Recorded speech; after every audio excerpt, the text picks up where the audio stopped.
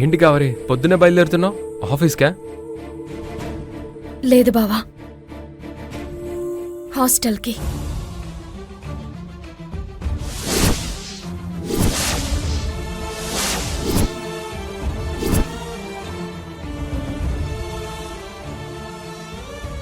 ఏంటి కావేరి నువ్వు అనేది? అవును బావా, నాకు జాబ్ దొరికింది కదా, ఇక నేను హాస్టల్లో ఉందాం అనుకుంటున్నాను.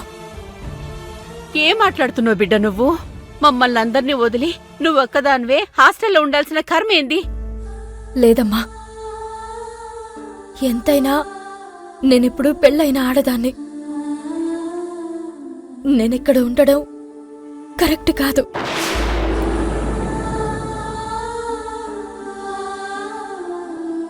పది మంది 10 రకాలుగా అనుకోకముందే నేను బయటకు వెళ్ళడం మంచిది.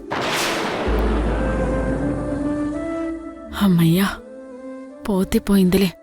ఇక నుండి నేను ఎవరు ఏమంటారో అని టెన్షన్ పడనక్కర్లేదు. అర్థమైంది కావేరి, ఎవరో ఏదో అనుకుంటారని నువ్వు వెళ్ళిపోదాం అనుకుంటున్నావు. కానీ అనుకునేవాళ్ళు మనం ఎక్కడున్నా అనుకుంటారు. అది కాదు బావా. చూడు, నువ్వు నా బాధ్యత కావేరి. నువ్వు బాధల్లో ఉన్నప్పుడు ఒంటరిగా వదిలేయలేను.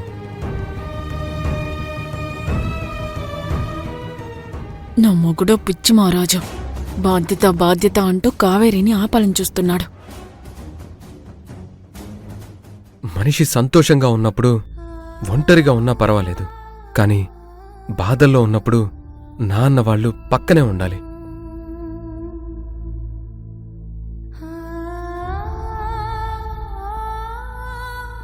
నువ్వెన్ని చెప్పినా నేనిక్కడుండడం అంత మంచిది కాదు బావా. నన్ను వెళ్ళని. కావేరి, నీకేమన్నా మతిపోయిందా? ఒంటరిగా ఉంటానంటవేంది? ఇది నీ పుట్టిల్లు. కష్టం వచ్చినప్పుడు ఇక్కడగాక ఎక్కడో ఉంటానంటావేంటి? అమ్మా, ఎవరో ముక్కు మొహం తెలియని, అది 3 రోజుల క్రిందట పరిచయమైన మనిషితోనే నాకు సంబంధం అంటగట్టారు. ఇప్పుడు నేనొచ్చి నా బావతోనే ఉన్నానని తెలిస్తే ఏమైనా అంటారు.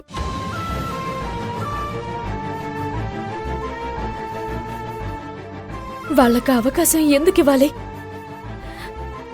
అందుకే హాస్టల్లో ఉండాలనుకుంటున్నాను.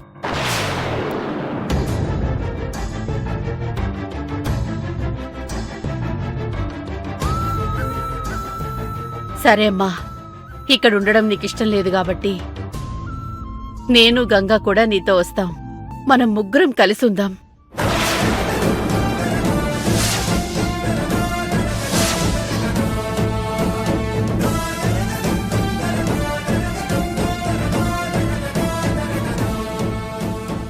ఇప్పుడు కావేరి బయటికి వెళ్తే రుక్మిణమ్మ గంగా కూడా వెళ్ళిపోతారు.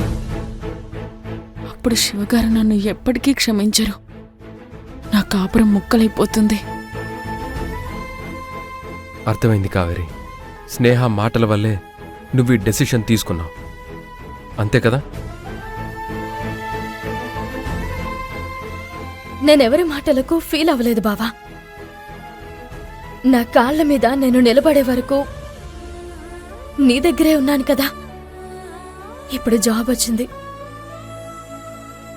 నన్ను వెళ్ళని. కుదరదు. నా బిడ్డ నేనలా వదల్లేను.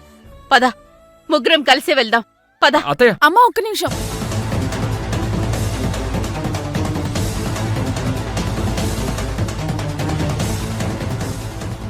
చూడు కావేరి, నువ్వు నన్ను సరిగ్గా అర్థం చేసుకోలేదు.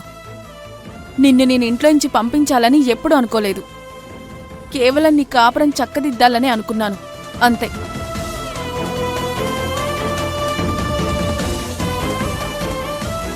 రుక్మిణమ్మ రావద్దన్నప్పుడు కూడా నేనే కదా నీకు సపోర్ట్గా నిలబడింది.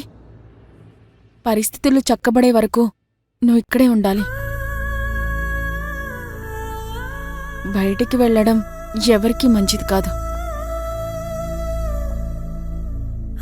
విన్నావు కదా, మొదట్నుంచి తను నిన్ను వెళ్ళి ఎక్కడో ఉండమనటం లేదు, అత్తారింటికి వెళ్ళమంటుంది. నీ సంసారం చక్కదిద్దాలని చూస్తుంది.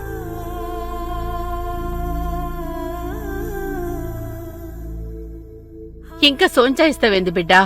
మంచి రోజులొచ్చేదాకా ఇక్కడే నా కాడనే ఉండు.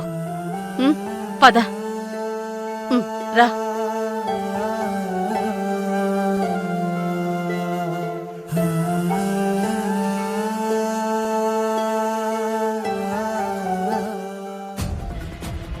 తప్పనిసరి పరిస్థితుల్లో నన్నిక్కడే ఉండనివ్వాల్సి వచ్చింది కావేరి.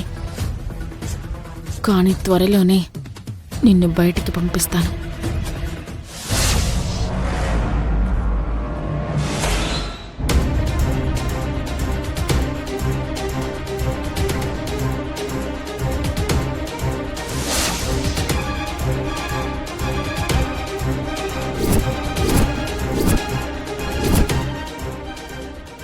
ఏంటి ఇక్కడికి వస్తుంది?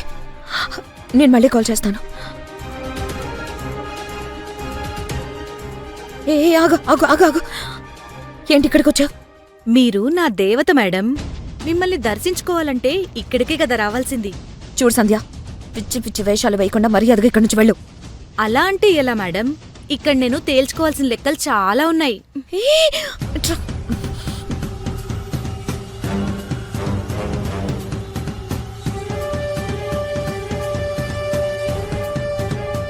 ఇట్రా. అసలు ఇక్కడికి ఎందుకు వచ్చావో చెప్పు. ఏం లేదు మేడం, మీరు నన్ను కావేరీ గారికి డూప్గా యాక్ట్ చేయమన్నప్పుడు నేనేదో చిన్న పనే అనుకున్నాను. అందుకే అప్పుడు మీరిచ్చింది కళ్ళకద్దుకుని తీసుకుపోయాను.